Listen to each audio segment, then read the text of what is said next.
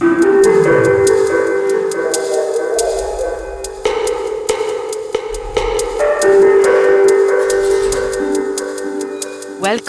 Thank you for being here with all the interesting activities that are happening today in Brussels. I am Sara Manente, and I'm curating this event and also the exhibition currently on view, or until just now on view, at Pilar. And when I was asked to curate one of the more than human encounters from crosstalks and Kai Theater, I was already collaborating with Sébastien Tripot, who's an architect, and Deborah Robiano, who's here with us. And she's a graphic designer and also, let's say, a non-academic mycologist, if she agrees, on the project Ruined. Together, we designed and built 2 columns using mycelium and experimenting with it as a building material and imagining a building, a house that is alive, that is needing to be fed and monitored in the process of growing, but also that can feed you back. Like, for example, you could eat from it. And a house that protects you from the inside and the outside, with porous boundary between the building and us. We were also reflecting on the temporality and the aesthetics of ruins, realizing that everything we produce will eventually become a ruin. Even buildings are not absolutely fixed. They are changing slowly, they move, they crack and fall due to environmental conditions.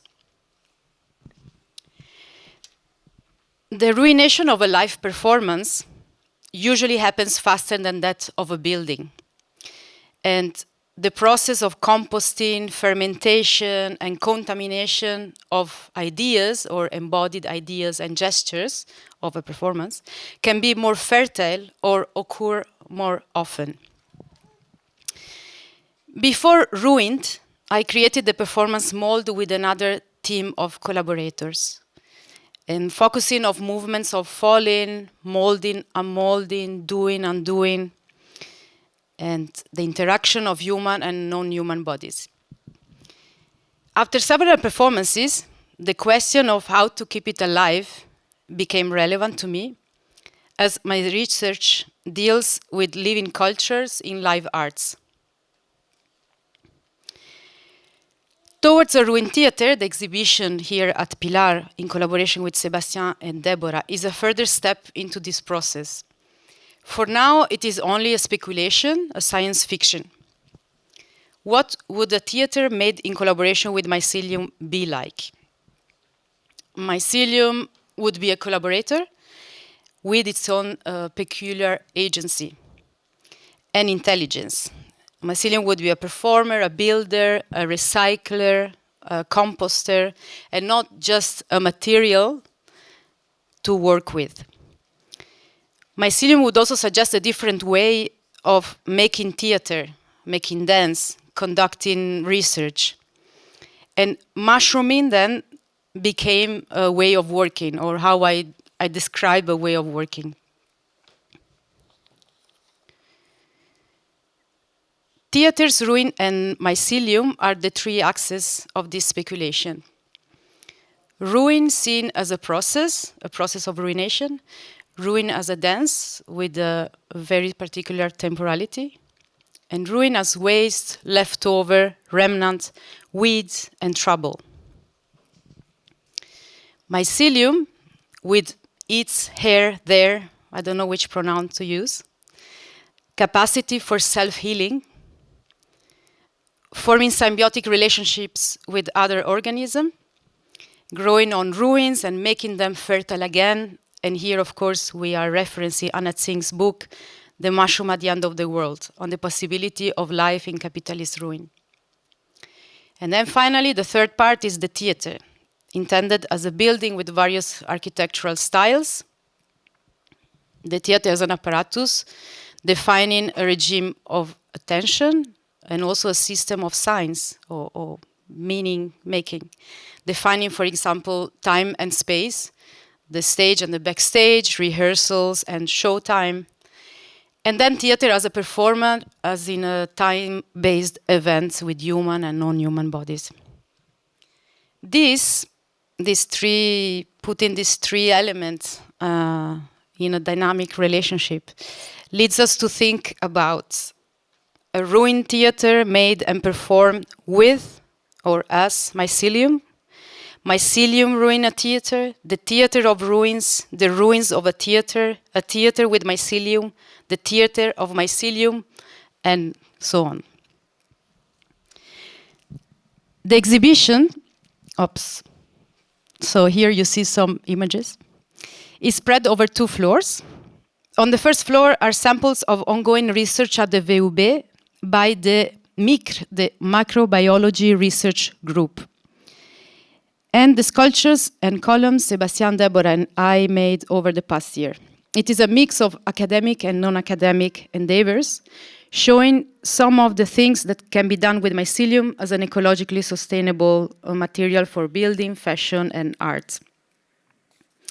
On the second floor, we opted for a more speculative approach. We used remnants of our previous projects, archive images from the research, and AI, in specific Midjourney, to edit and merge, design, mold different structural elements of this imaginary theater.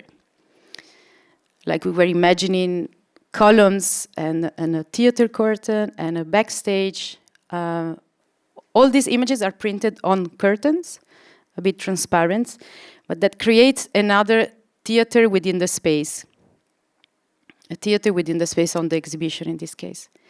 And then there are seats made from possible mushroom substrates. You see there are these cushion with plastic, and then inside wool, straw, and jeans. This space has been activated at certain times, hosting a residency during opening hours and a public presentation of the work in progress. And there, the attempt is to blur the line between the creation process and the finished work. In this theater, things decay, rot, flourish, proliferate, grow, intertwine, and are woven together. Today, I want to thank Hudele Neutens and her team, Ine, Margot, and other people from Crosstalks, Barbara van Lint and the technical team from Kai Theater, Martin van Hermen and the students helping with the exhibition at Pilar, and the Microbiology Research Group, Deborah Rubiano and Sebastian Tribault, the team of Moulds, Marcos Simoes, Gita Hendricks, Christophe Albertin, Estelle Gauthier, Sophie Durnez, and Jaime Llopis, Midjourney, the kombucha SCOBY, the species of oyster mushrooms we work with, and many other materials, tools, people, spaces, and institutions that we collaborated with, but the list is too long. But if you are really interested, I think there is part of the process is also documented in this magazine that is called Rot. And it's a way of developing, unfolding a network of connection, much like mycelium would do. And I especially want to thank our guests for accepting the invitation to participate tonight to this encounter. Giuliana Furci, Augusto Corrieri, and Eylül Fidan Akıncı. Good? It was not very easy to arrive here now. We had many complications. So I'm really happy that we finally made it. Giuliana Furci is an internationally renowned field mycologist and founder of the Fungi Foundation. Her name frequently appeared in books I read, particularly in Let's Become Fungal, Mycelium Teachings in the Arts by Yasmin Ostendorf Rodriguez. Giuliana talks about funga, and that's the title of this event is called the Performance of Funga. It was not a spelling mistake. It was the idea of considering funga a whole kingdom of life, like fauna and flora, and therefore many ways of being a fungus, not just one. She often repeats the motto, "Let things rot," for decomposing ideas and ideals. She acquired her knowledge mostly in the field, and once, she couldn't join an online meeting because she was stuck in the mountain. She sent a picture of her stuck in the mountain with the snow. And tonight, she cannot be here because she fell sick of COVID a few days ago, and she will talk from Santiago. Augusto Corrieri is an artist, writer, and researcher at the crossroads of performance art and ecology. He wrote a book that was his PhD, if I don't mistake. In place of a show, what happens inside theaters when nothing is happening. And the essay, "The Rock, the Butterfly, the Moon, and the Cloud, Notes on Dramaturgy in an Ecological Age." He is interested in ruins of theater and the performative entanglement of human and non-human worlds. He teaches at the University of Sussex and performs as a magician under the name of Vincent Gambini. Eylül Akıncı is invited to moderate the talk. She received her PhD in theater and performance at the Graduate Center in New York with a dissertation of the dramaturgy of objects and nature in contemporary choreography through a feminist lens. I look forward to hearing the contribution, of course. And before I give the floor or the video, the screen to Giuliana, I would like to mention that this evening is being recorded and it will be available in the sites of VUB Crosstalks and Kai Theater, I think in a few weeks. So you can also send it to other people if you think it's the case. I don't know if Giuliana can hear us already. She's there. Okay, so I leave the stage to Giuliana Furci. Thank you very much, Sara, and congratulations to everybody on this event.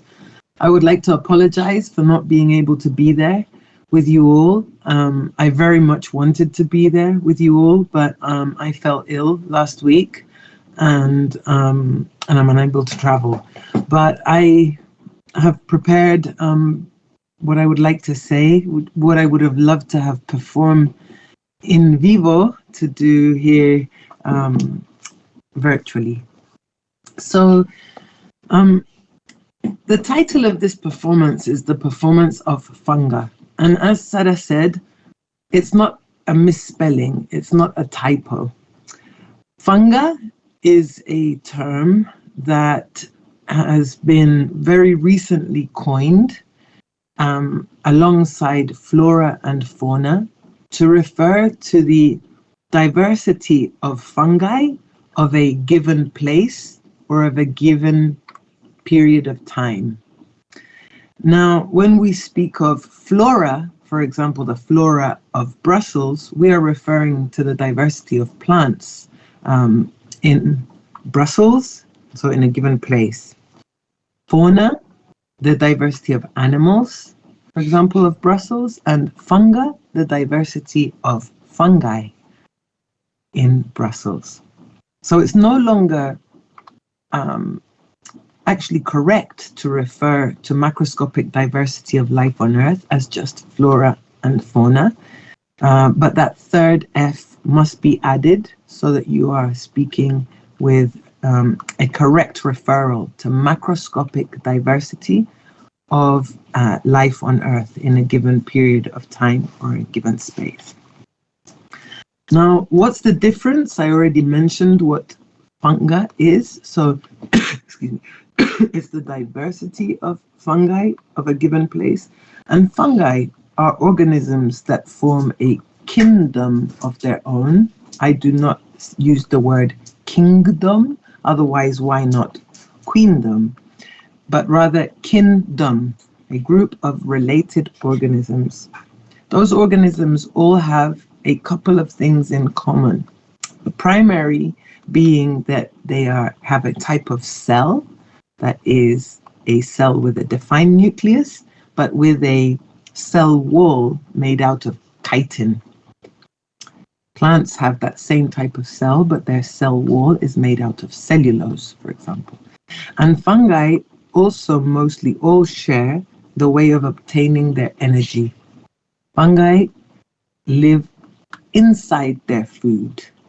They secrete enzymes, digest outside of their body, and then they absorb those nutrients. So when we speak of fungi, we are mostly speaking about a group of both microscopic and macroscopic organisms that have a cell wall made out of chitin and who live inside their food and obtain their energy through absorption. So why was it important to delimit the term funga? And where does the term funga come from? So funga is an artificial construction. It is not rooted etymologically in Latin or in Greek, like some other words we use when speaking about nature. It is a word that had been used for many decades to refer to groups of fungi, especially in Scandinavian countries.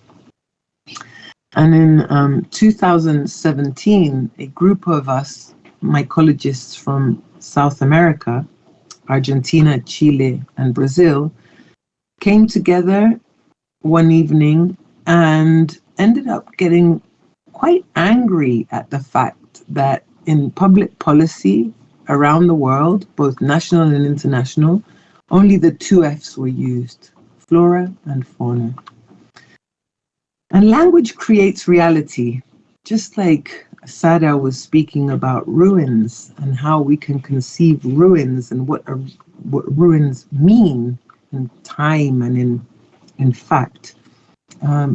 This language and the language that we attribute to the concept of a ruin is important, and it creates a different way of understanding what we're talking about. And so in this concept of the two Fs, only the two Fs, flora and fauna, there was an oversight of a whole other kingdom of macroscopic life on Earth, which creates natural reality, but was missing in language for us to be able to speak of that reality. So we came together and we wrote a paper to delimit the term funga and to propose this 3F concept of fauna, flora, funga. This has changed reality in policy around the world. In just 5 or 6 years, we have been able to encourage and accompany countries to include the term funga alongside flora and fauna in their public policies. We've been able to encourage institutions and organizations and some governments, as I mentioned, in over 20 countries around the world to adopt this mycologically inclusive language. We are used to people talking about DEI, diversity, equity, and inclusion all over the world. But this is biological DEI. It's as important to include the diversity, to be equitable, and to be inclusive with different organisms of life on Earth. And even this has gone to the extent of the United Nations the CBD, the Convention on Biological Diversity, recommending the use of the 3 Fs and not just 2, and to also recommend naming fungi alongside animals and plants when referring to macroscopic diversity on Earth.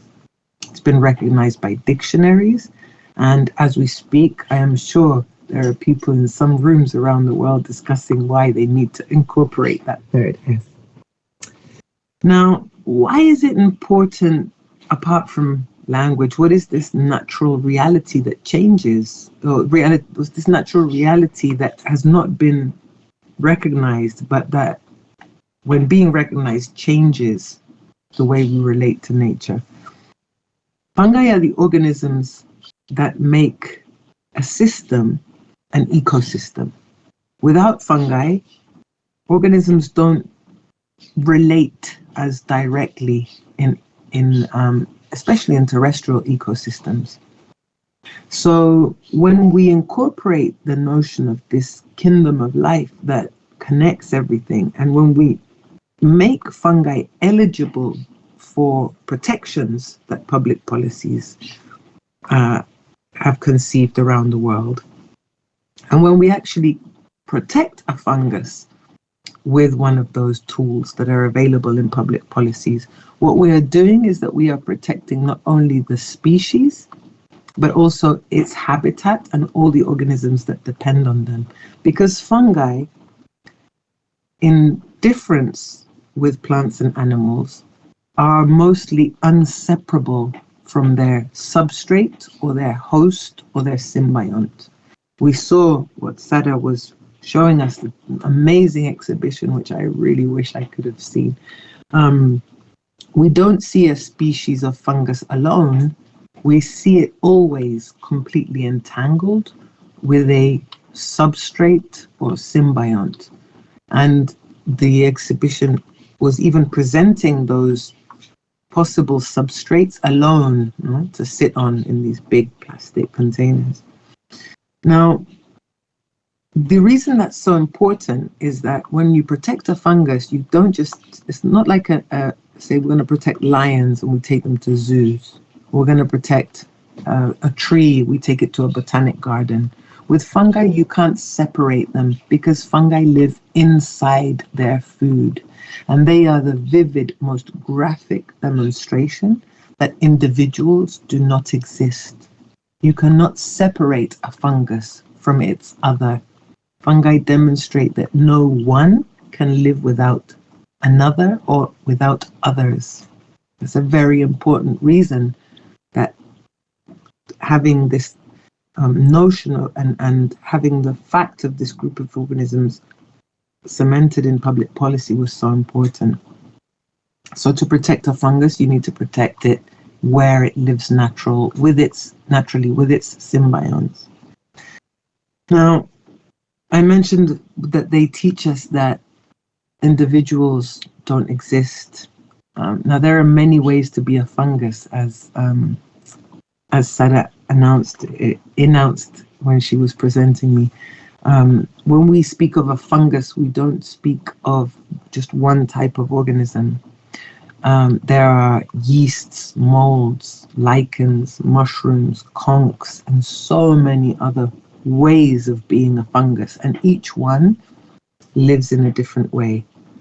They all have this commonality that they live inside their food, and therefore they are inseparable from others. So they break the notion of individuality.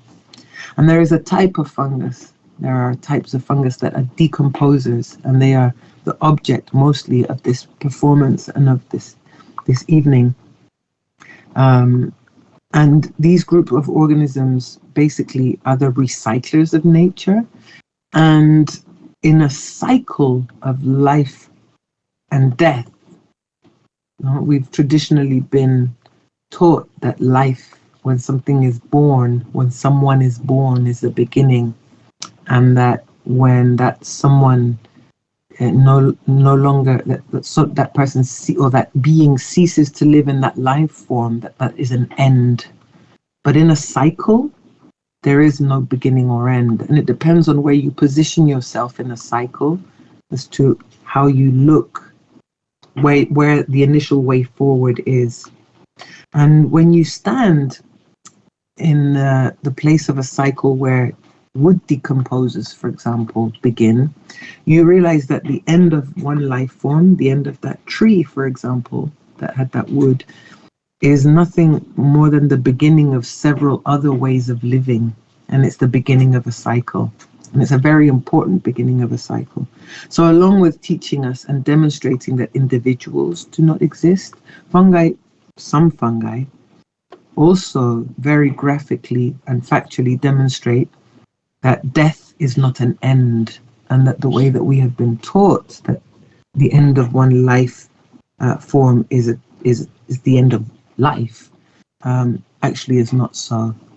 So with that, I would like to give way to to the next presenter, and then I look forward to continue discussing some of this in a short while. Thank you very much.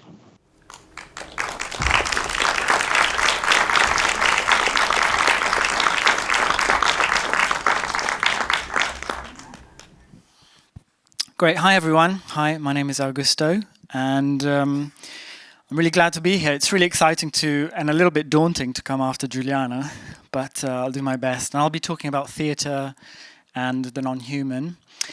And because of Giuliana catching COVID a few days ago, before writing this little speech, I got thinking back to 2020. The lockdowns, and I remember all the theatres lying empty in that time, and all sorts of other spaces being reclaimed. That was the term, I think, reclaimed by nature. I think there were headlines, news headlines that went, "Nature is healing, the animals are coming back." And in fact, I remember, I didn't check this, but I think I remember a video that emerged, which later turned out to be fake, of the canals in Venice full of dolphins. Yes, nature is healing now that we have left. And so, yeah, it seems that in our absence, all sorts of spaces were beginning to host or rehost other kinds of critters, other kinds of animals, plants, fungi. In some respects, it was like watching a sort of a hopeful post-apocalyptic film, but with us still here on Earth, just sort of watching it at a distance. And I remember thinking, is this the end of the world or just a rehearsal for something to come? I think the pandemic and those sorts of lockdown scenarios seem a little strange now, like they almost never happened. But this question of the non-human reclaiming certain spaces was at the time a really globally important question. And I think it still is. And yeah, so that's what I want to touch on a little bit over the next 15, 20 minutes or so. And thinking a little bit about theatres, the non-human. It seems like sometimes I get really worried that it's a very niche concern. I mean, it is a niche concern. But then I remember the pandemic, and I start thinking, oh no, hold on, this is actually one of the most significant things we can be thinking about and talking about. Which isn't to make this talk more important, obviously, but I think what I've been interested in, or one of the things I've been interested in for the last few years, is how to formulate a kind of poetics of the non-human in performance. How do we do that? And how is it possible to speak of such a thing? Is it possible? The last decade there has been so much literature in the arts and humanities, and I imagine in the sciences as well, sort of around the non-human. So every few years it seems that like people get into animals and everyone's writing and thinking about animals, and then plants and everyone's thinking about plants, and then fungi and everyone's thinking about fungi. And it seems very easy to speak about these things. I always find it incredibly difficult to speak and think about the non-human, especially when it comes to performance. I feel like I'm constantly failing. So yeah, I just thought I'd preface that. It feels a little bit like we're dancing on the edges of impossibility when we start to take seriously the radical propositions of the non-human. Particularly, I think, when I've been thinking about the non-human in relation to the theatre space, and how do we sort of, within the theatre, how do we bring this kind of outside into the theatre? How do we find the eruption, the interruption, something that threatens the order of things? How do we open a window so that this enclosed space, so that this enclosed space can breathe differently? I'll talk about this image in a moment. I think one of the reasons I find it quite hard is because historically the theatre is all too human. It's human, all too human. It's a microcosm, the theatre, of larger societal values. It's a historically contingent space, and it's a set of conventions that govern the space, the time, modes of seeing, of doing. In short, as Sara said, theatre is a kind of apparatus, a regime of attention, a set of more or less understood conventions that sort of delimit space, time, and bodies. For example, in a theatre, as we all know, there are clearly defined on spaces and clearly defined off spaces. And there is great care in sort of maintaining and policing the boundaries between the on and the off. So everything sort of back there is covered in black cloth, including technicians who are sort of not on. The curtain, we have curtains at the side, I guess. Yeah, we do have some curtains. We don't have the sort of more traditional opera house curtain here. But the curtain is an amazing piece of apparatus, I think, because it cuts time. Giuliana was talking about no beginnings, no endings. And I think the theatre curtain absolutely says, yes, this is the beginning, and yes, this is the end. Now the event is beginning, now the event is over. There's no ambiguity about that. So it's a very particular, largely Western, I'm speaking about Western apparatus, it's a very particular system and a way of understanding how time operates and what events are. There is, of course, a clear separation between the audience and the stage. There is the darkness of the theatre, which is a bit like a cinematic darkness. I mean, the cinema comes from that. And I guess as a tradition, the theatre tends to believe that it can be a world without the world. So once we go into the theatre, we can create a reality that is somehow completely divorced from the ecologies that are supposedly outside, those that are and shape everything around and inside us. In short, the theatre tells us that we can be apart from whatever is happening on stage. We can be somewhere else, observing it at a distance. I would say, again, referencing Giuliana's talk, theatre teaches us to be individuals, and that's deeply problematic. I think in a sort of theatre is a kind of microcosm of a certain Western project, and I would say that curtains, the stage, the auditorium, the wings, all of this embodies certain aspects of the Enlightenment project, a certain European humanism, which is of course linked to the spread of global capitalism and to accelerating ecological collapse. And so I think there is a direct link between something as seemingly innocent as a curtain and ecological catastrophe. And the photograph that comes to mind is the one that's behind me. This is from late 2021. There was a severe tornado that ripped through the state of Kentucky. It was the longest sort of tracked tornado. It ran for 400 kilometers. And in this memorable image, it ripped up the back of a cinema theatre. So it kind of created a literal window to look at the world outside, as if we could do that, as if we could sort of sit back and watch the devastations brought by climate change. This is one of the strange promises that this image, at least, seems to offer. It's not just weather patterns, though, that challenge the theatre. I think that's what performance can do. It tests the theatre apparatus, it stresses it, it stretches it, it dismantles it, and rearranges it. And I think performance can help us to rethink sort of human-centric qualities of theatre. And in fact, maybe because theatre is so human-centered, the stage is, after all, the space where humans appear, and they come on stage to be observed by others. So perhaps the theatre is an ideal place to decenter the human, or it's a kind of laboratory for experimenting how we can decenter the human. And that's perhaps what we're talking about, this shift that seems to be more pronounced in the last, I'd say, 20 years, this shift from a human-centric or anthropocentric paradigm to an earth-centered or ecocentric paradigm. Something is already here and more is coming. So that was the first part.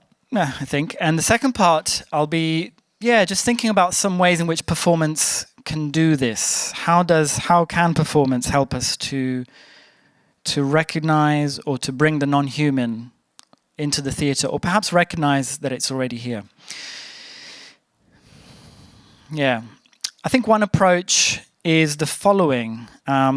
We quite literally bring a non-human entity into the space. So a kind of visible, tactile collaborator, a certain object with affective properties that can produce certain smells or taste sensations or even just intellectual associations. So, for example, could we have the next slide? This is an image from Sara Manente's performance mould, holding up a mycelium sculpture there. And in this performance, we have a sort of multiplicity of bodies, human bodies, plastic bodies, fungal or made of cloth. And they're all sort of rubbing, sliding off each other, bending, bouncing, being watched, being smelled, being ingested. It's a theatre in which everything acts. And what we call the human, a human body or a human subject, can only really ever act or accomplish anything in relation or with non-human entities and forces. So any moment of performance, indeed any moment ever, is brought to you not just by human labor, but by myriads of other forms of intelligence, of work, processes of composition and decomposition. The mycelium sculpture is not a prop, which is a more conventional way of understanding objects in theatre, but sort of a performer or a quasi-performer, and it continues this project of sort of decentering the human or recasting non-humans as actants, making and shaping worlds alongside us. I want to give you two other examples of this idea of the non-human in theatre. So could we have the second or third slide? This some of you will recognize. So this is by French choreographer Xavier Leroy. His piece Low Pieces, or sometimes called To Contemplate, and it's had other versions for gallery spaces, but it's the theatre version that interests me. What's curious about this one is that there are only human bodies on stage.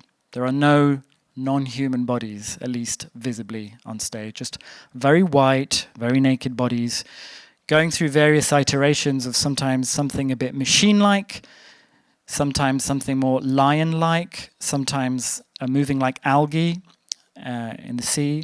And in this scene, which went on for about 5 or 10 minutes from memory, they're sort of like rocks. They're like rocks. Some of them are whistling a kind of whoosh. So they are, in a sense, doing the most basic childlike version of theatre, which is play acting. They are pretending to be rocks. They're not moving, but that's the suggestion. They are kind of doing a form of drama. There's an appeal to the imagination. Imagine us as rocks. We're pretending to be rocks.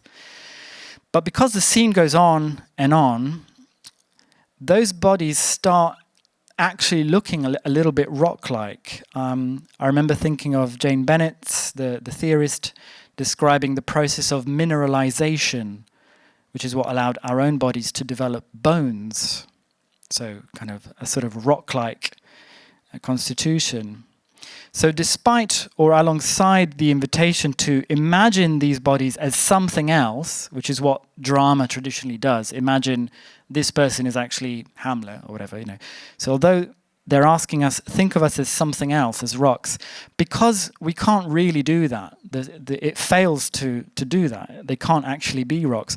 So what started to happen is that their actual human bodies become defamiliarized, and they start to look like what they are, aggregates of mineral, bone, of flesh, of neural circuitry, basically extremely non-human. So this is, I guess, a sort of an approach. If you want to bring the non-human into the theatre space, just keep doing theatre exactly as we've been doing it, because we are, as human bodies, already non-human. Last but not least, I just wanted to show an image for the next slide. I think we have Edurne here. So Maria Jerez and Edurne Rubio's performance Anublo. This proposes a third way of doing it, which I'll explain, which I guess you could say is no bodies.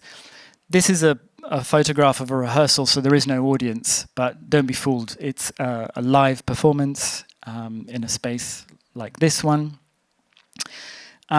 What's interesting is that they use the theatre machinery, all very exposed, to create nature-like effects. So, for example, towards the beginning, a curtain is lowered very slowly to reveal an orange light. And so sort of simulating or enacting a kind of slow sunrise. Yeah. There is no sun, but there is a sort of a sunrise-like event. And I remember gasps of astonishment in the audience, exactly as though we were watching a real sunrise, despite the mechanism of theatre being clearly on display. So there was no theatrical illusion. No one was pretending that this was a real sun. No one was asking us to forget that we were in a theatre. If anything, there was a constant reminder that all of this is artificial, all of this is theatre. And yes, it's moving very, very, very slowly, just like a sunrise. So in a strange kind of way, the human bodies were not really visible or not so important. It's just theatre machinery that's being used in such a way to, it's hard to say, not exactly represent, but sort of go alongside natural rhythms. That's the best way I can say it. So we are in the presence of the non-human, of a non-human sunrise in the space of this theatre. Last but not least, I just wanted to mention, if you go upstairs, you'll see these images of curtains that are asking us to imagine a theatre made of mycelium. And so I started to think, okay, what if then maybe you could rethink the theatre curtain, this sort of technology that cuts time and cuts space in a really significant way. What if that could be remade by mushrooms? And then I started thinking, oh, but hold on, what do theatre curtains, what are they normally made of? And traditionally, of course, I mean, nowadays it's all, I assume, nylon and plastic, but traditionally it would have been velvet curtains. So then I looked up what velvet's made of, and it's made by silkworms. It's made by worms, in other words. So theatre curtains are made by worms. Worms, of course, are key, I think, scientists back me up, to processes of compost and composting. I think the worms are really key to composting, just as mycelium is. And so, in fact, theatre curtains are always linked already to earth and to composting and to mushrooms. I thought, okay, there's a little bit of hope. And perhaps then theatre is always already ecological, if we choose to approach it in this way. If worms have always made its curtains, it means that everything is earthly.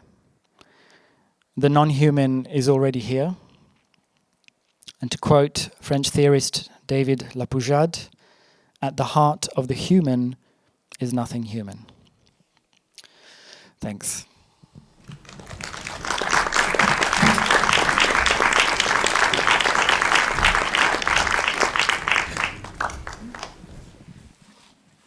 So is Giuliana able to hear us right now? Is she with us? Yes, I can hear you. That was wonderful. Thank you very much. Where am I saying hi? Hi. Up here. Hello everyone, my name is Eylül, Fidan Akıncı, and I will try my best to moderate the conversation and also tie up all the not so loose ends together, like fungi, I guess. And in the interest of also Giuliana's participation and ease, at the end of this roundtable, we will open it up to the Q&A with you. And I encourage you to first direct your questions to Giuliana if possible, so that it's not a huge marathon for her. And thank you so much, Giuliana, for making it for the whole run. So by way of a question to Giuliana first, I need to do a detour, if you could bear with me. It won't be an easy task, but it will be fun, I promise. So, in the scientific practices that Giuliana and her team conducts, especially in cases when naming practices literally change the world, I am often reminded of late Bruno Latour's philosophy and also scientific practice. This will be a very crude paraphrase, but what at the crux of his thought, there was the understanding of morphism at the center of scientific world making. What he meant by morphism is that, anthropomorphism is not necessarily a problem. The problem is only understanding it as the singular tool by which we make sense of the world. Whereas on the other hand, he advocated for morphism. He wanted to encourage scientists also to understand their practice in those terms, as in you make parallels, you are aware of similarities, you become also more sensitive to how things act and perform. So in his formulation of thoughts, in one of the articles, I think Agency in the Age of Anthropocene, that must be the title, he's using not only a theatrical metaphor, but a direct reference from Bertolt Brecht, whose Life of Galileo was the main inspiration for that article. And later on, when I read the play and Brecht's commentary on it, I understood why. When Brecht describes the character of Galileo, I mean, obviously we know that Galileo gave us a worldview in which the universe is not static, it moves around the sun. And Bruno Latour, in turn, uses that to say that, no, we are shaking the earth is shaken by us. So I hope it's still easy to follow so thus far. But what I also understand is that Galileo as a person is super sensitive and also super sensual to the earthly, tactile, kinesthetic dimension of science making. Throughout the play, we see him building models and creating little theatrical situations with Andrea, his disciple, to teach how this cosmos works to the cleaning lady, the workers, so on and so forth. Not to the ecclesiastes, but to the lay people. And Brecht is trying to make a case about the sensuality of science, that knowledge or logos is not high up in the air. It's very much tangible with us, experiential. And so through this detour, now I come to my question. When Giuliana, we met a couple of weeks ago, the way that you described your research and coming to the understanding of funga as a kingdom, it was fascinating. And I believe that, that notion, everything that you told us about funga and its importance also comes from that very experiential and kinesthetic relationship that you co-formulated with the beings. So I wonder if you could give us a little bit of an insight into how your decades-long research came to existence, how you performed your science. Oh, thank you for that introduction. And it's a very good question. So I work for the fungi. I think that's the first thing I'd have to say. And that certainty came with a first encounter in 1999, so 25 years ago. I was walking through a forest in southern Chile, and I saw a very beautiful orange mushroom on a tree stump, and I wanted to know who he was. And there were no books on Chilean fungi. And it was an immediate, I'm going to do this. So that's just the reason I'm telling this story, is to put forward how I speak about fungi. They are not foreign objects. They are not inert. And my relationship with them is very deeply animistic. It is a relationship. There is a communication which I have no doubt is mutual communication. But it's ultimately a state of receptiveness that allows you to live in that relationship. And it's a state of receptiveness or openness to an encounter that also has to occur for the arts to be so, I believe. So when you walk into a forest with a fixed determination of finding a certain type of fungus, you're almost certainly destined to fail. Because if you're limited by the known, you will never be open to encountering the unknown. And that unknown can be shown to you through feelings, a hunch, a sixth sense, through certain knowledge that guides a move in one direction or another, certain opportunities or things that happen that make you look up or down or look back.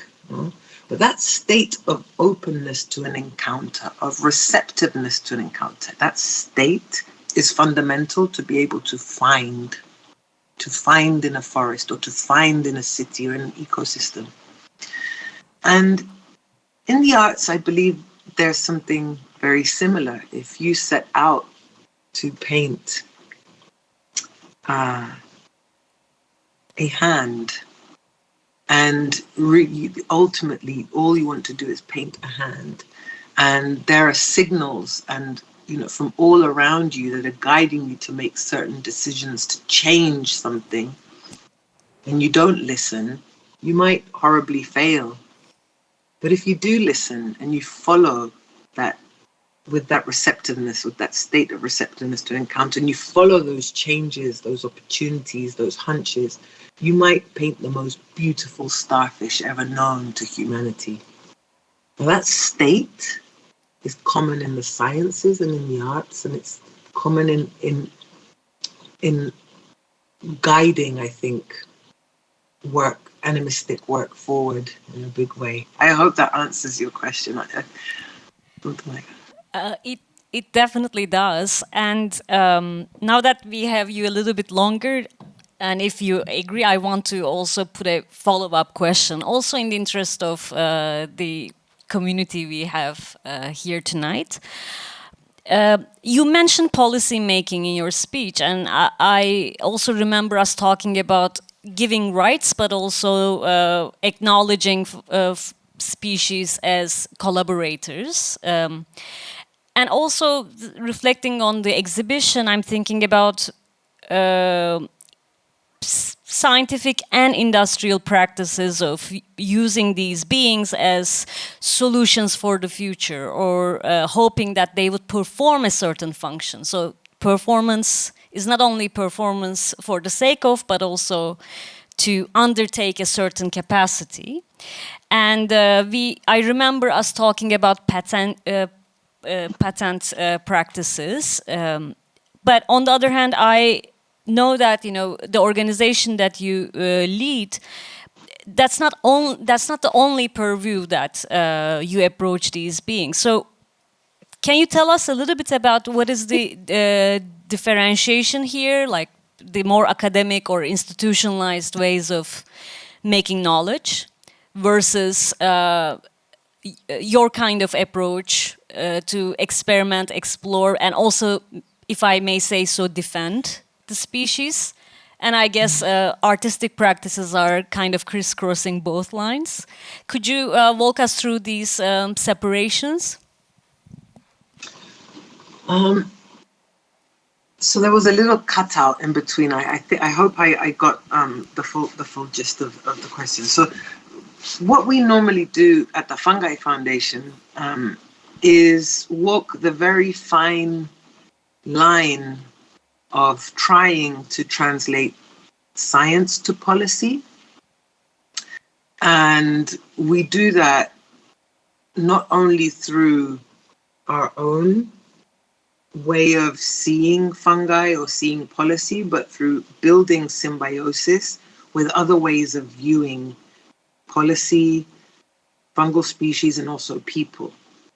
So, and our relationship with the arts is a very tight one. For 12 years now, we've been working with, every year and many times a year with artists from different parts of the world who translate science to sometimes notions, to feelings, to language, to an experience that helps further the application of a political notion. So in that translation of science to policy, our organization has been very lucky to collaborate with artists who bridge those worlds through an experience that is unequivocal for anybody and everybody who's lived it. And that's extremely fundamental, and has been fundamental in policymaking in different parts of the world.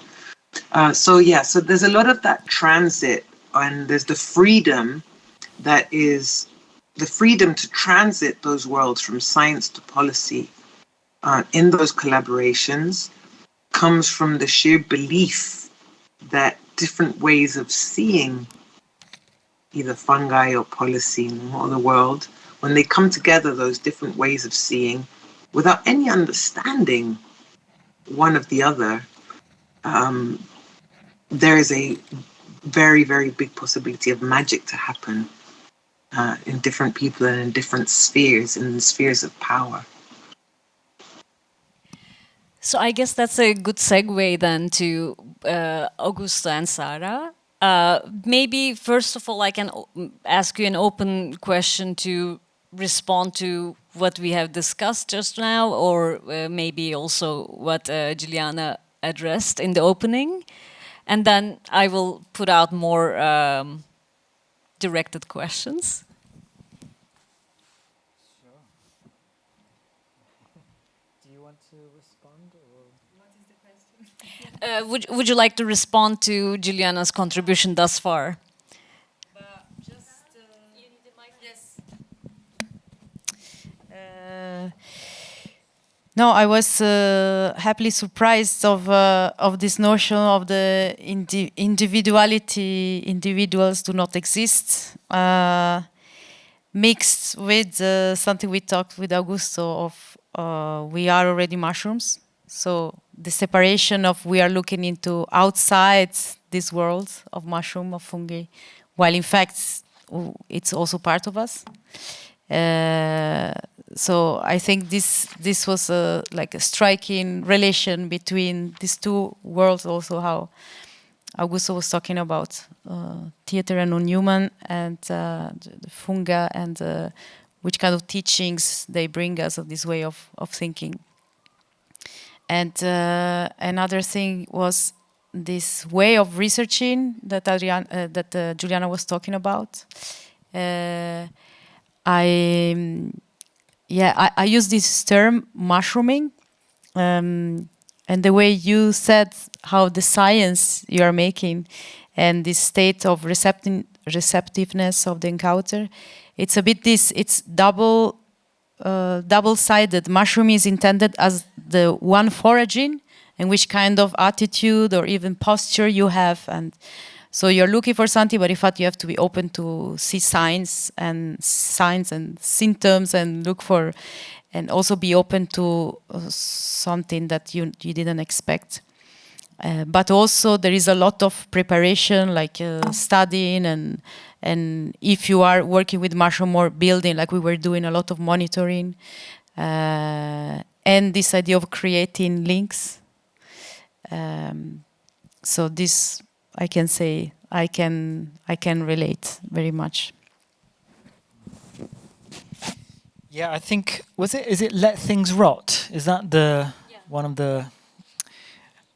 Yeah, it's sort of. I mean, I feel a bit kind of rubbish because I'm going to relate it to theatre, but I guess it's this question of like when one paradigm supersedes another. So when one way of thinking or one language yeah, when one language seems preferable to another, what do we do with the old one? How do we decompose it? Because there are lots of people that don't want it to decompose. There are lots of people and interests that want to preserve languages that are maybe more traditional, habitual. So it's just very, very difficult. It's very difficult, and sometimes, at least with theatre practices, I'm really sort of wondering, oh, okay, maybe we can actually keep the old language, but mushroom it, or do something else with it. So it looks like we're preserving theatre, but actually we're doing something really different with it.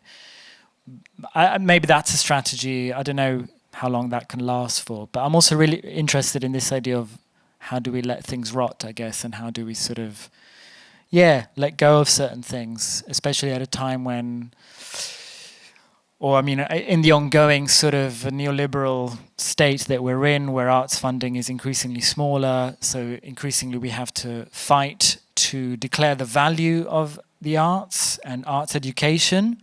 And how do we do that when a lot of the time I feel that we can also just let it rot? It's very competing desires there to sort of, on the one hand, stand up for the amazingly authoritative value of the arts, and at the same time pursue these other approaches which are about putting it into crisis and really attacking certain of its conventions. Anyway, rotting. Rotting, and this brings me to the question of duration. I guess I'll do another detour here to make it a more pointed question. When you put the word ruin and theatre, as a person who grew up in Izmir, where the old Ionian remnants existed, I think of an ancient Greek theatre, inevitably. And it's very strange that to get confronted by your usage of ruin as a ruination, as a rotting, as a procedure, because my perception was that no, they are remnants, they are monumental. And it's funny that you used almost ancient Greek looking like columns in the installation, because it is also a double entendre almost. And in approaching theater space, especially ancient Greek theater space, I think perhaps less of a black box or less of the theatrical space that you invoked, Augusto, but rather a theater that is always already ecological. Like it's always already overlooking the sometimes the sea, sometimes the back of a mountain. It's daylight. The curtain is not to necessarily to create illusion, but just actually it's a gateway. It's a portal from the mundane life to the theatrical time. And so I guess theater per se, when we talk about theater, we are not talking about one thing. How would you respond to that? Yeah, the question is like about different types of theater? Like, a little bit. I mean, if you think of ancient Greek theater, it is considered to be the fundament of Western theater, but in my opinion, actually it's an indigenous form of theater. So, and now I'm also putting the really non-Western forms of theater to the game as well, because we are using the word performance in the broader sense. So does that destabilize our distinction of theater as human-centered already, or how would you? Yeah, totally. I mean, actually, it's in some respects, I think the kind of Eurocentric paradigm. I think the type of theatre that I've written about, thought about, is the kind of théâtre italienne, is the opera house. So it's this. I mean, it's a bit like the room we're in now, where like I can't really see anyone. Like, it's entirely enclosed. I don't know where the world is. I don't know north, south. It's like a complete isolated experience, which is what then the cinema became. But you're totally right. And this kind of model, I would say, is the dominant model across Europe. It comes from the Greek-Roman, but it's also its own Renaissance invention, I would say. And obviously deconstructed a lot in the 20th century. And yet we always come back to it so often. Even just the word theatre, talking about how words make reality. Just the word theatre evokes curtains. you know? And even when we go to performances that don't have curtains, often there are invisible curtains operating in the space in the ways that we understand the event. So I guess I've been really interested in this, what we might call the more problematic and dominant model of theatre. And I'm interested in how we destructure that, because I feel like, just autobiographically, I've always been captured by that sort of paradigm or that apparatus. I feel like I'm trapped by it. And so I'm always looking for an escape route, but from within this very constrictive space, and like using the actual theatre to create an escape route, if you like. But you're absolutely right. Like, I think for someone, there's no reason why we have to keep dealing with this space. There are lots of other traditions, indigenous traditions, which are just so kind of, liberated from a lot of these trappings, at least to my kind of projected sensibility. Like, so 100%, like, this isn't the only way to do theatre. I'm sort of fully on board with that. But I guess, for autobiographical reasons, I feel like this is the kind of form that I've inherited, and so I have to now work to shed it as much as I can. 100%, and I myself included in that for sure. Then I can use this moment to turn to Sara, and I will work it through your examples, Augusto. You gave the example of, so you started with one of Sara's performance, but also you gave the example of Xavier Leroy and Maria Jerez. And in both works, for me, what strikes me the most and what brings the non-human component, non-human performativity, is the component of duration, extended duration, and a new attention regime that it creates. And if I understand you correctly, this is also what you criticize in the dominant form of theater. So, Sara, how does duration play into your artistic practice, both when you create like scenographic curtains, but also when you create performances, and how you navigate these extended stretches or shorter durations? I can say that, the idea of taking the world of fungi as a companion to make live arts, because that's also what I'm doing, is this idea of seeing a very arrhythmic way of working. So for me, it's not just long, slow duration. It's like long and slow in the invisibility under earth or the soil. And then all of a sudden, there are like in 1 day, in 2 days, the fruiting bodies are popping up, and very difficult to catch the exact day, very difficult to foresee. And then they kind of, they come in different species, of course, but different forms. But the same with mold on fruit. You have like plates with all fruit, and then you pick one and you see the mold growing. So I'm very much interested in this arrhythmia. So something that is stretched very slow and something very fast. So it's not just slow motion. And this gives, it comes with affects, with moods, with the performativity that is not just explicable or foreseeable or the usual, that is just, or planned, So this for me is very interesting in terms of duration. Said that, it is a long process to really enter and to do like the research, and then the research is mixed with the publications, mixed with performance. So the output is very different, with different durations and different publicness, different ways of being visible. Because the moment of framing the artistic work itself can be human-centric or non-human-centric, I presume. Like the moment when you decide that, okay, I'm putting this on display, I'm sharing it, and sharing it in this place or in this time.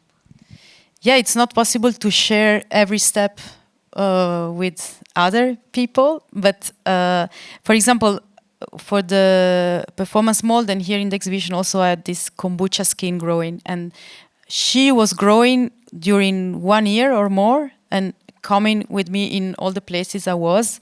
Also with this idea of it's like growing with the air of all this residency place, and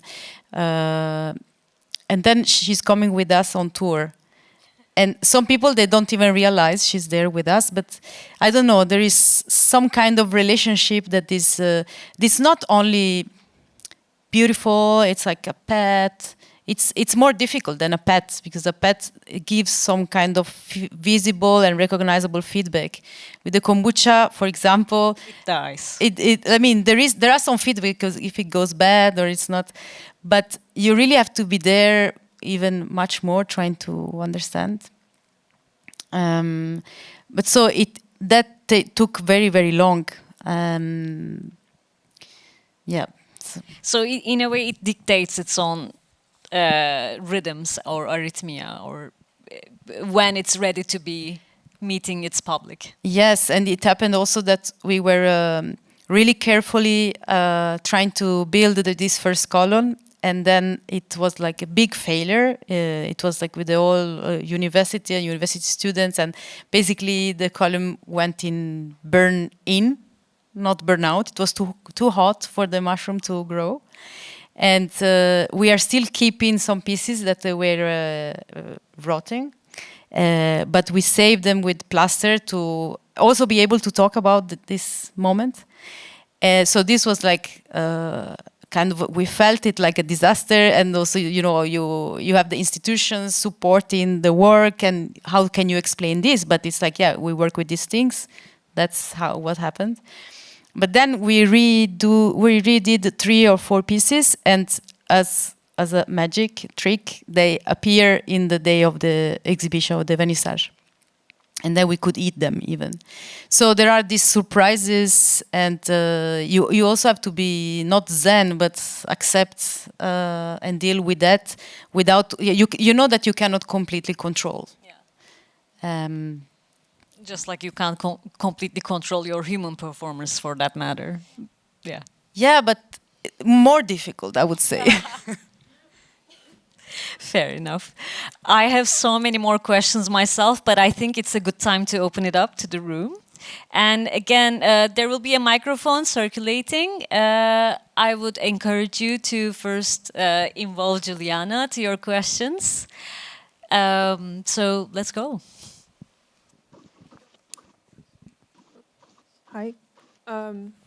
So question to Giuliana, and maybe it also applies to Augusto and Sara. I was very curious about the role of language, because you said funga was not recognizable as a reality until, well, you and your collaborators decided to use the word. But at the same time, it's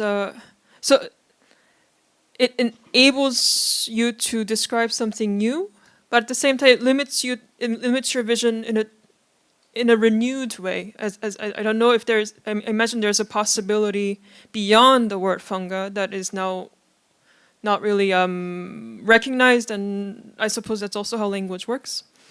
And then later you said that you actually talk with these fungi, and that the communication is reciprocal.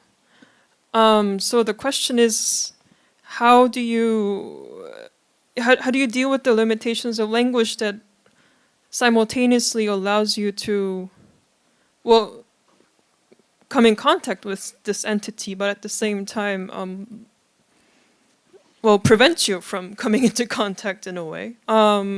Like like what does this reciprocal communication mean to you? You said it's animistic. I'll be very curious to hear what you mean by that.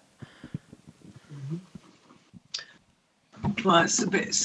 Thank you for the question and the comments. So, language as a form of communicating isn't necessarily through talking. That's the first thing I want to say. But just to prepare for the answer, while I was listening to Augusto and to Sara and to Eylül, Sara was talking about the kombucha SCOBY as a she.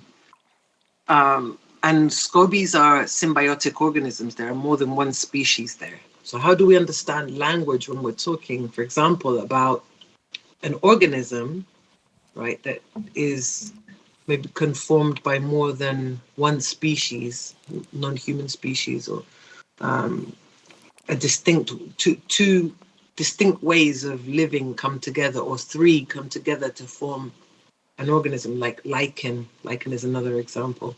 But we refer to that being as an individual. And then Eylül spoke of the kombucha SCOBY as it, right? So we have these different ways. What we're seeing there is use of language to refer to a same entity, a same way of living, or a same group of beings, or a same being. So the limits are always blurred. Thank goodness that the limits are always blurred, because when we speak of even when we're speaking about a SCOBY, a kombucha SCOBY, we're talking about this one thing, or that in fact is more than one entity. Or when we're talking about the columns and having a mushroom grow on that substrate to make the column. There are many ways to be a mushroom. If we were speaking about animals, we would be speaking about a bird or a fish or an insect or a mammal. We would be making distinctions that communicate, using language, in the name of something, differences. When we speak about fungi, we speak about fungi as if they were all one thing, without making any distinction at all to the person who's listening. So language comes in service of having somebody else comprehend what you're trying to say. And so language always comes in service of what you want to communicate. Spoken and written language, and very much so. And so that's why, the limitations of a term funga, which is very delimited, it's the diversity of fungi in a given place or time, nothing else. That's what funga means, just like flora or fauna for plants or for animals, respectively. And so it will be used when you want to communicate something that has to do with fungi in a given place or time. But more so, it comes to be extremely relevant because it comes to complete a term that had been used for centuries to refer to macroscopic life on Earth.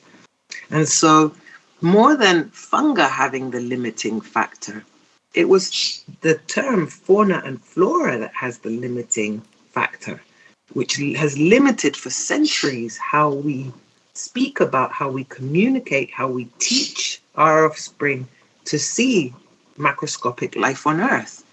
It limited that to just plants and animals.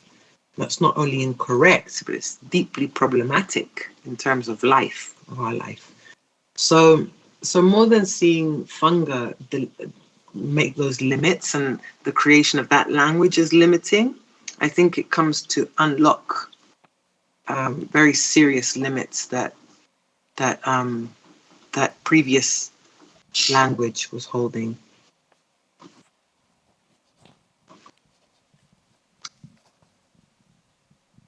And I guess there's another kind of semiotics at work in your communication with the different species of fungi you deal with, Giuliana. Is that's what I understand? It's not only verbal language or syntactical language.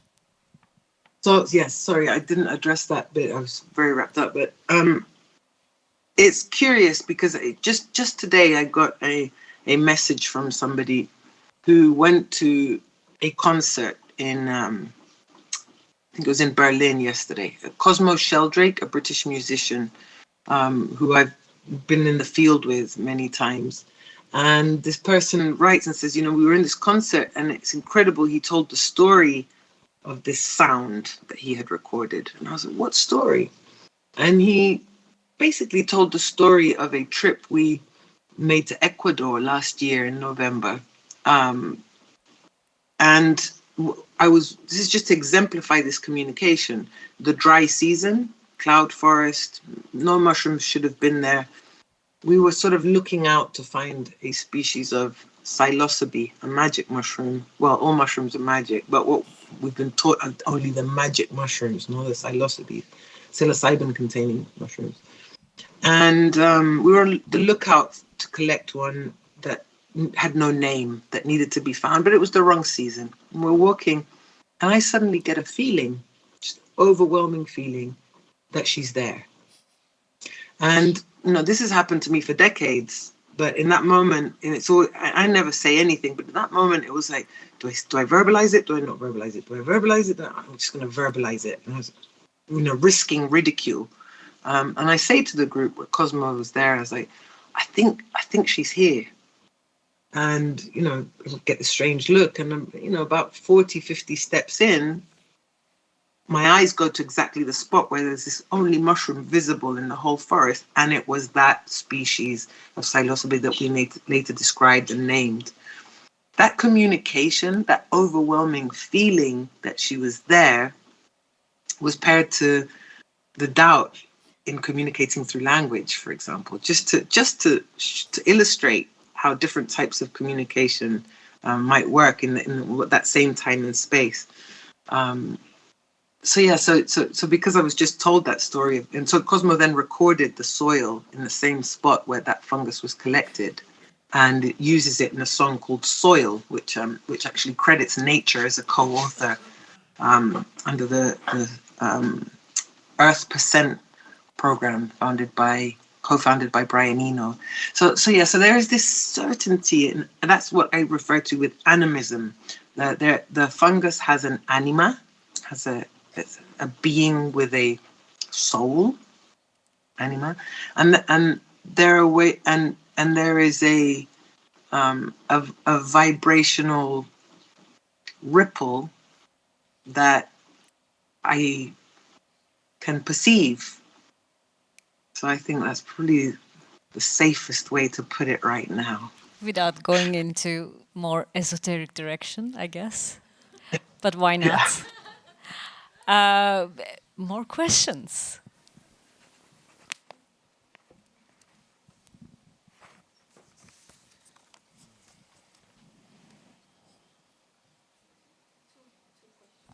Okay. It's a question for Giuliana. First of all, thank you so much for your work. Like, really, as a mycologist, it's amazing to have someone doing that much for fungi when we are so used to see so much for plant and fauna. So I would just like to know how, as mycologists, we can really effectively work for conservation and propagation of fungi, like how we can disseminate our knowledge in an effective way to people that are not so used to work with such as strange organisms. Thank you, and congratulations on being a mycologist. It's one of the best things to be. I think that fungi hold enough charisma and more than enough charismatic data to be able to communicate with anybody. And it's really choosing, what charismatic parts of the fungal kingdom one should use or choose to communicate depending on who you're speaking to. But I would always say that a very, very, very safe bet are yeast. Yeasts that are these unicellular organisms, types of fungi that have shaped humanity. There are very few people who don't enjoy a glass of wine, a pint of beer, bread, chocolate, cheese, so many things. Kombucha, right? That I think yeast are the most incredible of fungal ambassador organisms, and they're normally a very safe way to convince and to communicate. And then the other thing which comes to what Augusto was talking about, and I wanted to mention this, is when in that process of either inoculating somebody, or getting an idea across, or and Augusto, you were mentioning, the current situation of the arts and of theatre, where really it's, do you let things rot or do you do something about it, and what to do. And my experience working with a kingdom of organisms that was not seen mostly, has always been to walk through a world where they don't exist. And so this is sort of a comment on Augusto's presentation, and at the same time a response to my colleague's question. And it's, if you walk through a world where fungi don't exist, or where the arts don't exist, where theatre doesn't exist, it's probably one of the most effective and most powerful ways to have the listener by themselves realize how important that is and why they have to do something about it. So I think there is this, letting things rot has to do with also knowing what's going to transform. Yeah.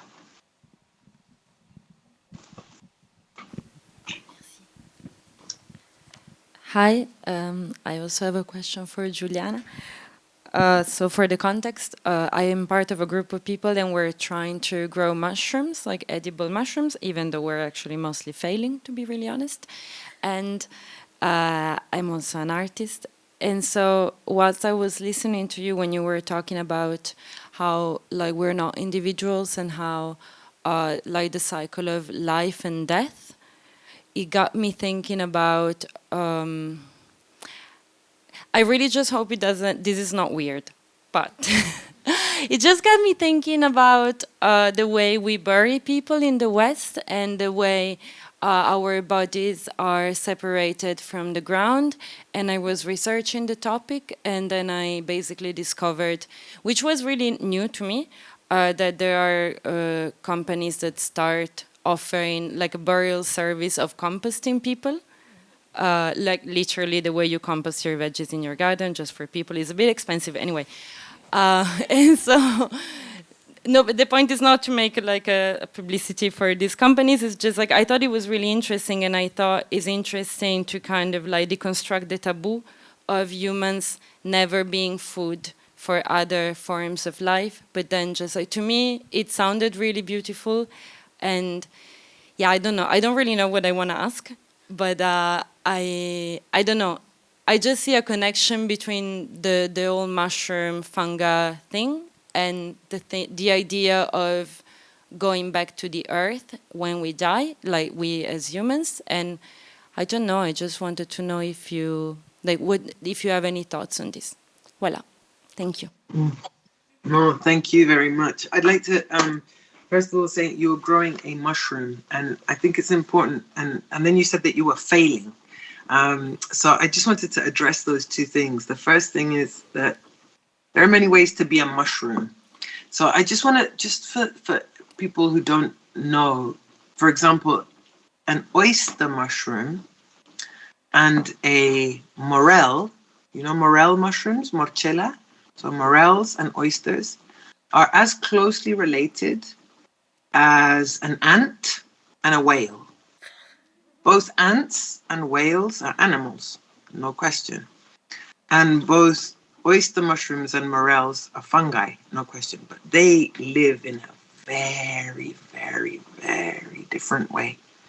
So I think it's important, just wanted to mention that in your process of cultivating a mushroom, that you make sure to acknowledge that that type of mushroom has a very specific way of living that is very different from other mushrooms. And that might be, the key might be in what you might find out about that particular mushroom. And then failing, when you say failing, you might well be referring to the fact that that mushroom isn't reproducing sexually, because we mustn't forget that the mushroom, so that what we eat, this macroscopic construction of hyphae that feed us, that give us visions, that can kill us, that can cure us, is actually exclusively a structure that some fungi build to reproduce sexually, so to produce spores for genetic recombination.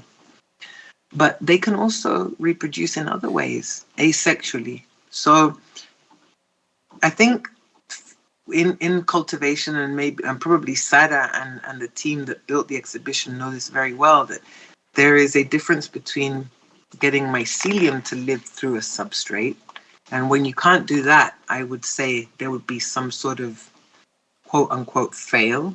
But if it's not producing the actual sporocarp, that spore-bearing body, that doesn't imply that cultivation hasn't worked. And just also in an animistic way refer to what happened to Sara with the oyster mushrooms, the oyster fungus reproducing sexually on the day of the opening of the exhibition, for example, right? And you were able to eat them. And that's just the macroscopic manifestation of a microscopic organism that lives inside a substrate. And the largest living organism on Earth is a fungus that does produce mushrooms as well sometimes, but that lives over hundreds of acres of land in the United States, in Canada actually. And then just to refer to this reflection that you had about going back to the earth, I think so. The human body is also not an individual. We are a symbiosis. There is at least 1 kilogram of body weight that can never be shed, and it's microscopic organisms. There are bacteria, there are fungi, there are so many types of organisms that we live with to form this body. There's a study from a group of people from National Geographic some years ago that demonstrated that 1 human foot houses at least 200 species of fungi. So it's just to give you an idea of how deep a symbiosis. And so when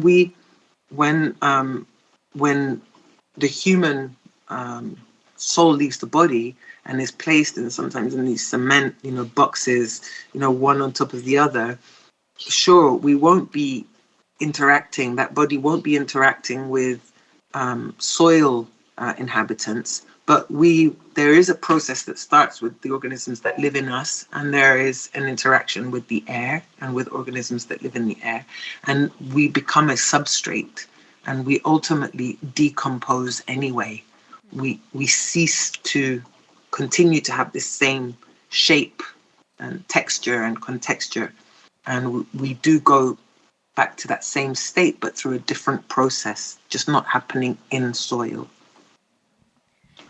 I think that connects very nicely to theater and many performance traditions too, because it's a form of dealing with dying for humans, constantly dying, and performance being the channel between living and dying in front of our eyes.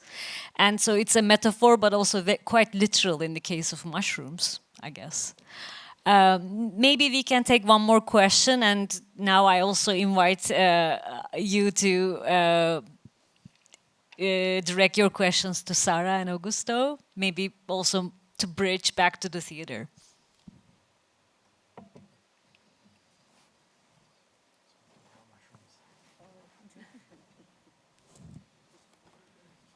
There's one over there.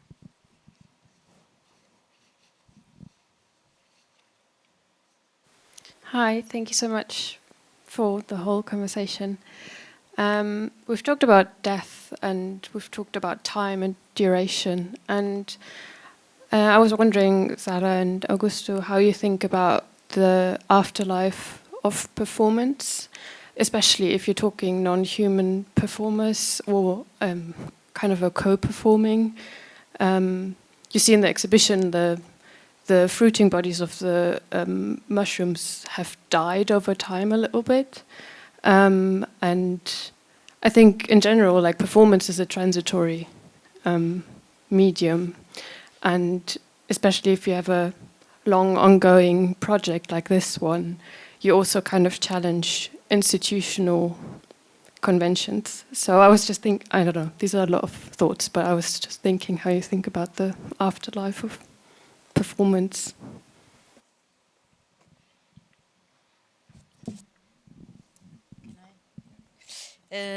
It's definitely a topic now for me, for us, because, so for example, performance, the question of how to keep it alive, which means how you keep, like, even if you tour a lot, I believe that it's just an illusion to think, okay, I really stick to exactly the same performance and it will like stay forever. So I feel like there's the need to always change something, and eventually the people will get older as well, and so we have to deal with that, obviously. But thinking with fungi, this process of the composition is faster, and I don't know, I'm still looking for, okay, so how do you work with this process of the composition and not trying to stop it? So what does it mean, for example, from a piece, you actually should, like, how is a sustainable way to keep it alive, sustainable for the artist? So like an ecology that is like individual ecology, social ecology, not just environmental ecology. So for example, you could think of having the same work in other medium or a workshop, or so for me it's I'm thinking already these different ways, and then there is the publication and there is the exhibitions, and then very specifically now we have the column, and the column is already a ruin and it's degrading very fast. So it is not so much institutional critique, but thinking with the institution everything that is already there, but we don't see, which is the conservation of artistic work, artwork. So we don't think of all the work that needs for even a painting to stay how it is, and we want to keep it like exactly as it was. But you have to work, you have to keep like a temperature. There are sometimes insects coming, and so we are like actually putting this even more forwards, and we're trying to understand, okay, what would be if the institution is actually buying the piece in their collection?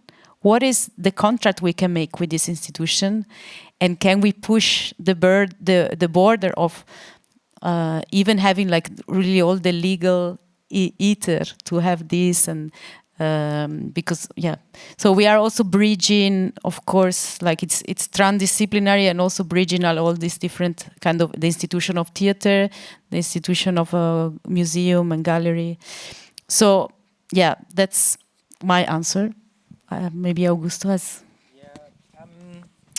I guess maybe just what comes to mind are a couple of things. One is the work of Rebecca Schneider from about a decade ago, who a performance theorist in the US, who kind of challenged this idea that performance is something that vanishes or that is ephemeral, which was Peggy Phelan's argument in the 90s. So Rebecca Schneider came along and said, no, performance remains. What defines performance is that it has ways of continuing and remaining by being reperformed, for example, by different communities of people. So this idea that it's transient and that it vanishes is itself linked to maybe some of the Western conventions that say the curtain's down, the event is finished, performance is over, it's dead. So yes, the work of Schneider I think is really interesting in that way. And I guess, and I just have a really ongoing interest very generally in how, I guess, how the traces or the remnants of performance then can be reactivated or reused in different ways. So since we've been talking about composting and recycling, I think that's something really interesting, including taking maybe remnants from other artists and working with those. There's so much interesting work. Tastadine, a UK visual artist, taking the sort of scrap paper of, I think it was Modigliani, the painter, and making a film of that scrap paper. So there's something about the waste matter of artistic processes being recycled or reclaimed into other projects, which I think is just an interesting way of thinking about continuity and continuation. I just want to add something that I also believe the performance, or I think I saw many performances that I didn't see, but someone talked to me about it, and or I saw it in documents, and still they leave a trace. And the other thing I wanted to say is that the originality is a trap, and that's we are not inventing anything. That's this idea of the bits and pieces that we take from. We are not even conscious from where, because sometimes we have memories, or I don't know. This idea of the ideas contaminating, I think it's also where the traces of a performance are also reworked and left.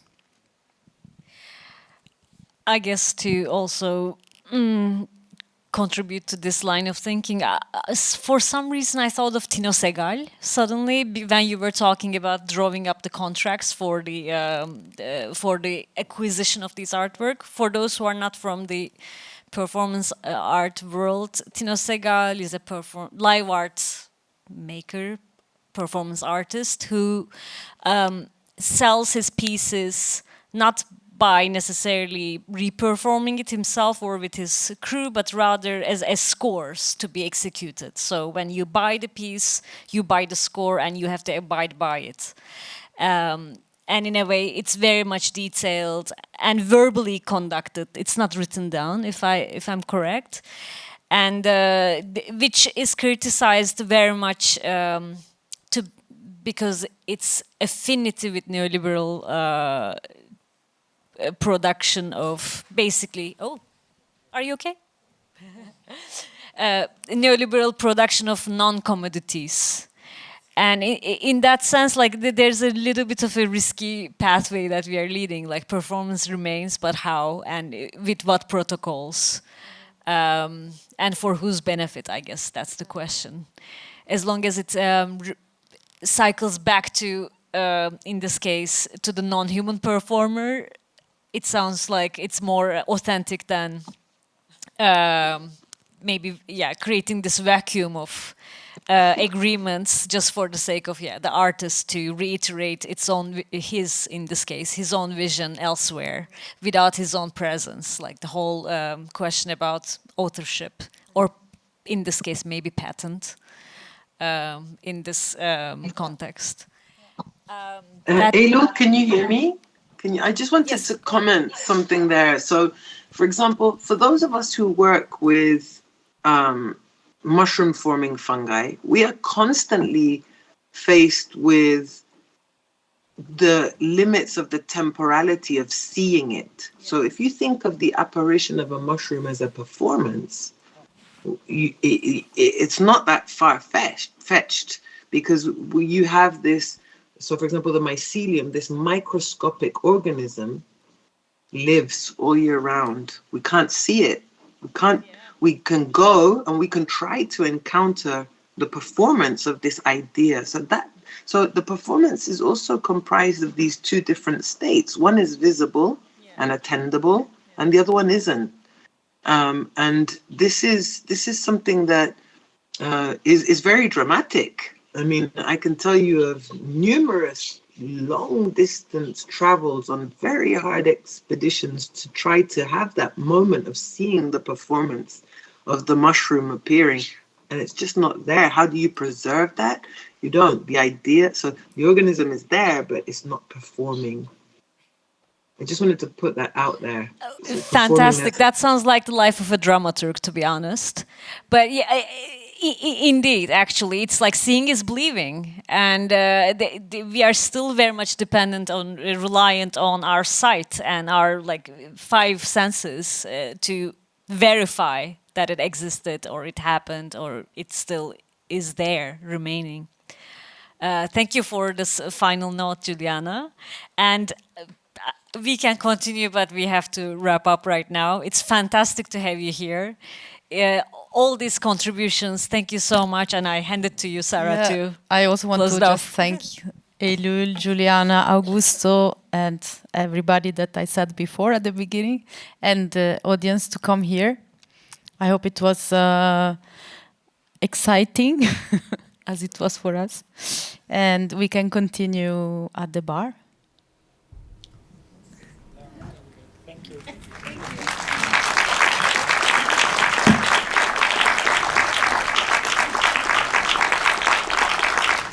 Oh, cheers to you from here. I wish I could go to the bar with you.